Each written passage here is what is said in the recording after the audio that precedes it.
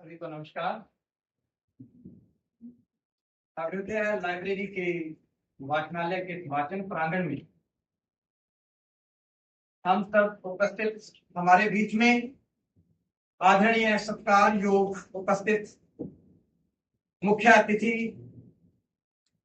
श्रीमान Suryadas Shankar Singh ji, retired Indian army, इन्हीं के साथ Shiv Kumar ji, Bikaner police RAC department, और सीताराम जी बिश्नोई आरएसी डिपार्टमेंट से हमारे बीच में हमारे मनोबल को उत्साहवर्धन करने के लिए हमारे बीच में उपस्थित हुए हैं। एक बार उनका जोरदार स्वागत कीजिए।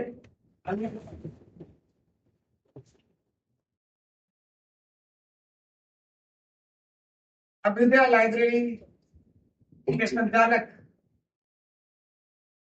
सत्कार योग जयपाल जी राठौड़ सर हमारे बीच में हैं, जिन्होंने इस तरीके की मुहिम और एक अच्छी पहल यहाँ पर की आप सभी के लिए। इनके लिए भी बहुत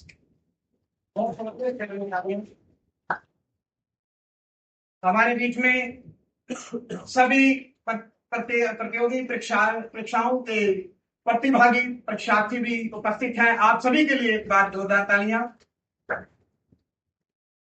आज का जो कार्यक्रम है वो उन प्रतिभागियों को सम्मानित करने का प्रोग्राम है जिन्होंने क्वालिटी एजुकेशन द्वारा पीएससी टेस्ट सीरीज चलाई गई है, उनमें उत्कृष्ट प्रदर्शन किया है।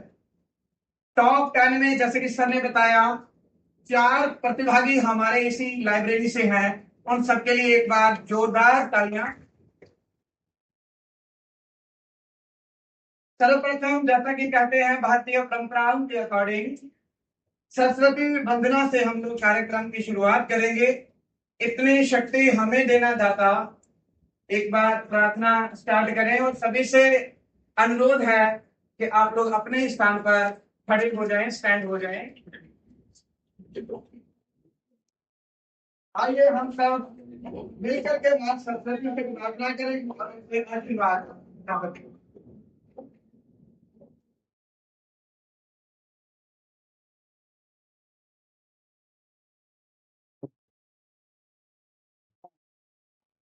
अभी तक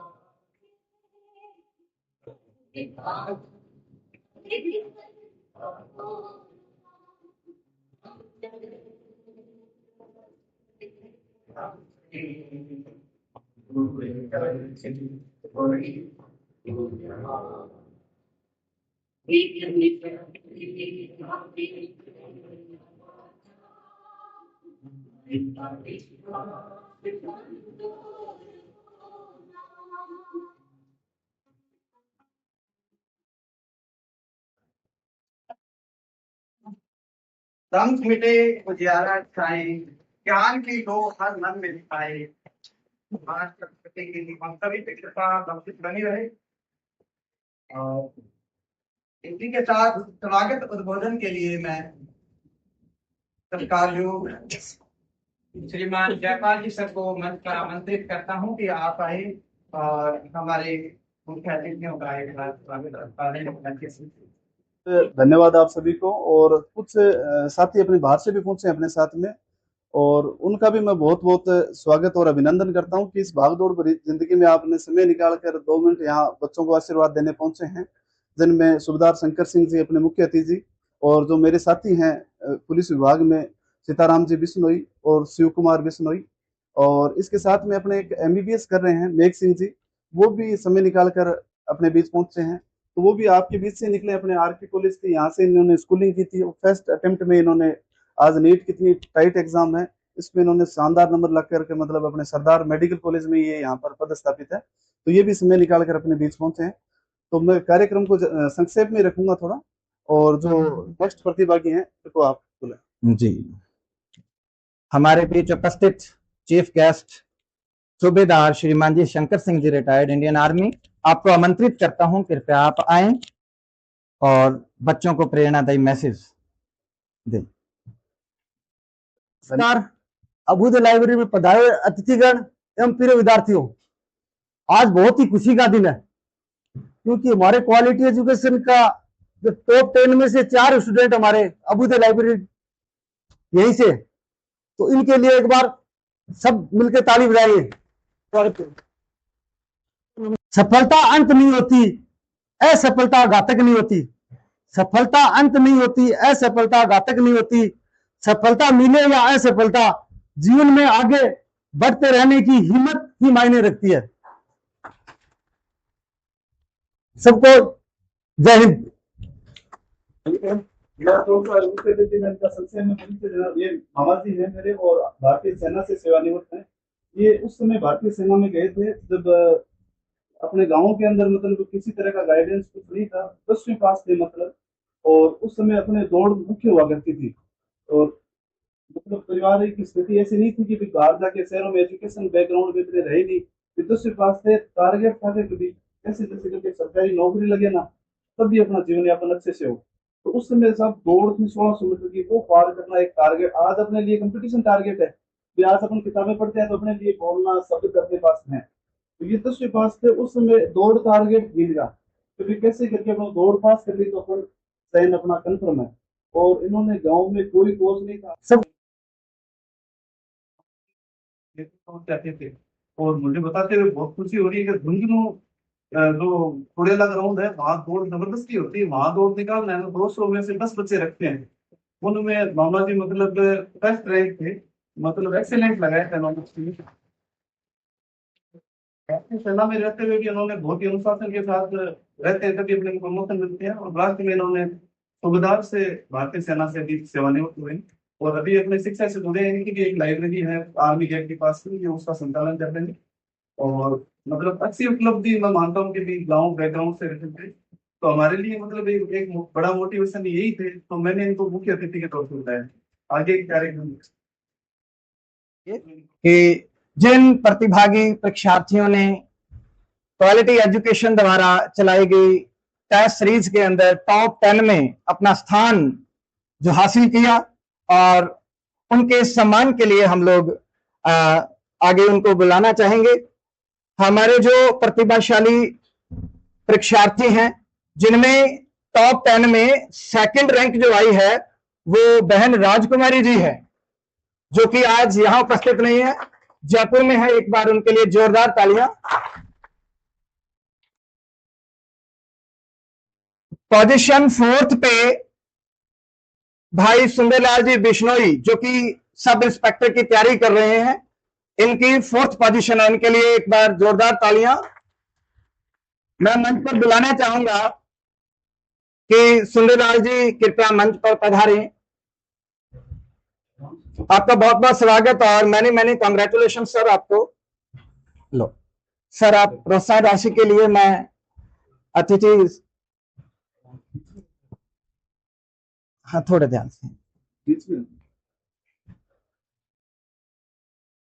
बधाई आपको। अगले प्रतिभागी 5th रैंक पे हैं अजरुद्दीन जी। अजरुद्दीन जी यदि यहां उपस्थित हैं तो कृपया आगे मंच पर आएं और अपनी प्रोत्साहन राशि ग्रहण करें। अच्छा, कुछ ही समय में पहुंचेंगे। और 9th रैंक पे बलराम जी सहारण।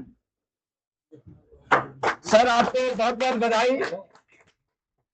अभ्युदय लाइब्रेरी परिवार से बहुत बहुत बधाई आपको।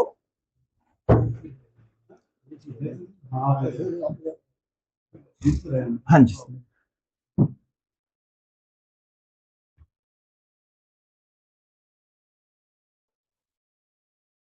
वास्तव में प्रतियोगी परीक्षाएं जो होती हैं, ये सफलता केवल मेहनत से नहीं, एक रणनीति से, निरंतर अभ्यास से और एक सकारात्मक सोच से ही हासिल कर सकते हैं हम। ऐसे जो अच्छे पदों को सुशोभित करेंगे हम, तो जो कि आज हम लोग एक अथक प्रयास मेहनत कर रहे हैं। ईश्वर की असीम कृपा बनी रहे आप सभी पे और आगे बढ़ते रहें। बधाई आपको। अब मैं बुलाना चाहूंगा कि जो टॉपर्स रैंकर्स हमारे बीच में है, हाँ जी, हाँ, वो आए और जो अभी परीक्षार्थी तैयारी कर रहे हैं उनको जो टिप्स है कि किस तरीके से एक अच्छी रैंक हासिल की जा सकती है, आरपीएससी की जो परीक्षा पैटर्न है वो किस टाइप का है और उसको किस तरीके से हम लोग ट्रैक करें, तो उसकी रणनीति बताएं। आप संक्षेप में आए। आप सभी किसी न किसी एग्ज़ाम की तो तैयारी कर रहे हैं, तो आपके पास सबसे पहले जो आपका लक्ष्य है वो स्पष्ट होना चाहिए कि किस एग्ज़ाम की मुझे तैयारी करनी है, और उस सब जो मेन सिलेबस होता है उसकी हार्ड कॉपी आपके टेबल पर होनी चाहिए और दिन में 1-2 बार तो उसको आपको देखना ही चाहिए। पिछले 1 साल से आरपीसी का जो पैटर्न चेंज हुआ है, तो उसके लिए आपको डिटेल से जो भी आप चीज़ पढ़ रहे हैं उसको एनालिसिस करके उसको ढंग से देखें, और पीछे के जो भी आरपीसी एग्ज़ाम करवा रही उन जो भी आजकल क्या बोलते हैं यूट्यूब पर जो है वहाँ आप जाके देख सकते हैं उनका सॉल्यूशन। उससे भी आइडिया आपको लगता रहेगा कि किस हिसाब से आरपीसी बीच में रहो।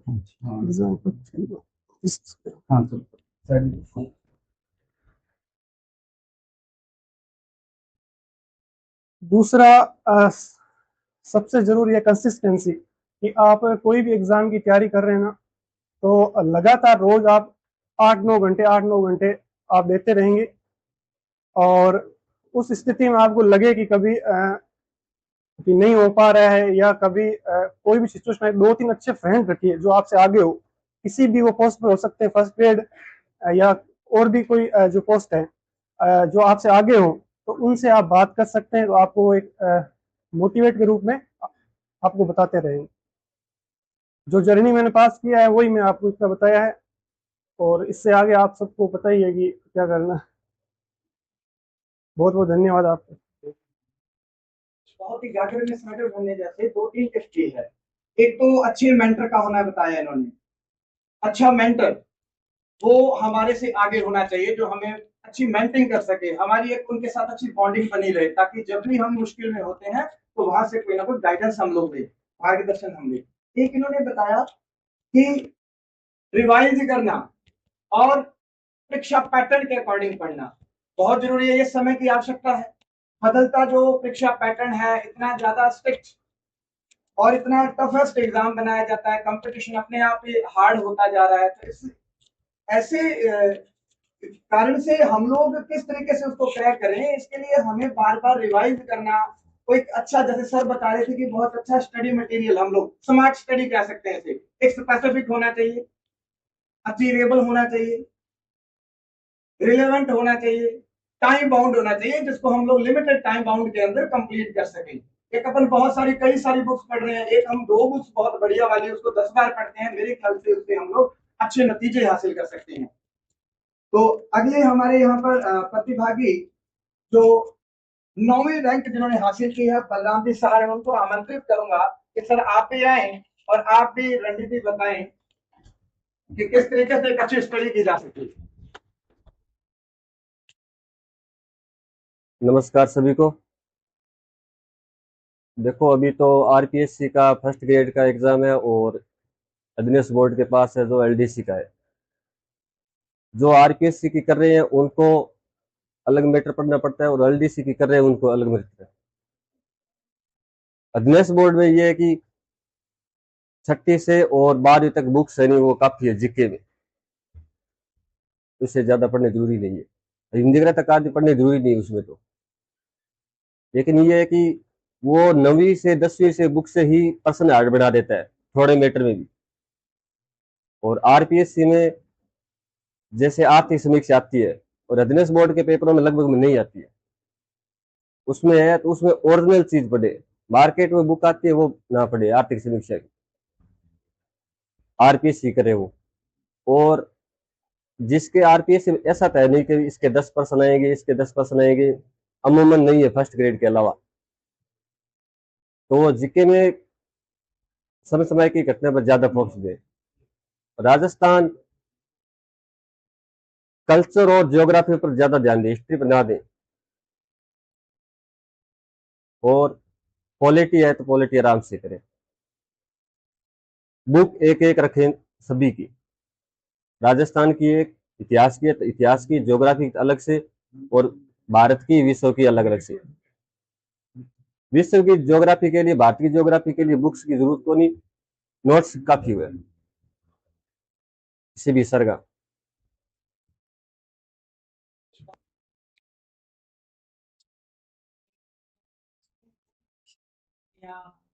मैं कहूँ कि ये भर्तियां हैं राज्य सरकार द्वारा या सेंट्रल गवर्नमेंट द्वारा करवाई जाती हैं, उसमें अगर रह जाते हैं हम तो फिर हमें दोबारा प्रयास करना चाहिए।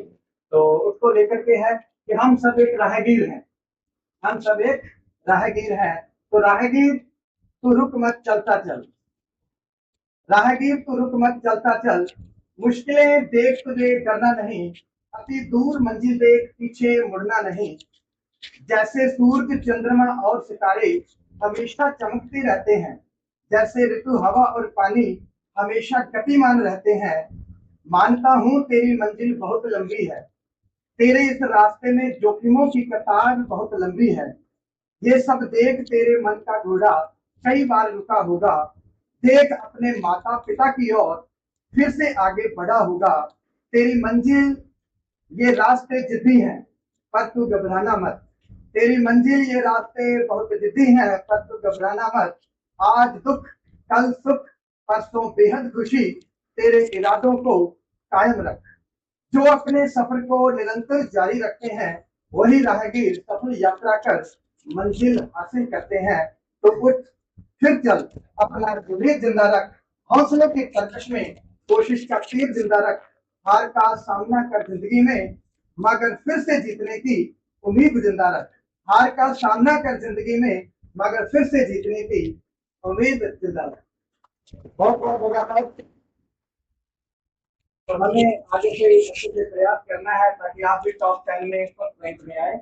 आप सभी को बहुत बहुत शुभकामनाएं हमारे सामने। सर का भी बहुत बहुत धन्यवाद। नारायण की फैकल्टी से सर अपने बीच बता रहे हैं, और अपने पास अपन क्या फील्ड में रहते हैं तो अपने पास अपने सर एजुकेशन से जुड़े हैं, और सर ये प्रोग्राम के आकर के चार नाम लगा दिए जो मेरे को लग रहा है और बोलने का जो तरीका है, इसकी वजह से आप बीकानेर की जो नारायण संस्थान है फैकल्टी में सर है, तो बीकानेर आरएसी डिपार्टमेंट से हैं आप सर।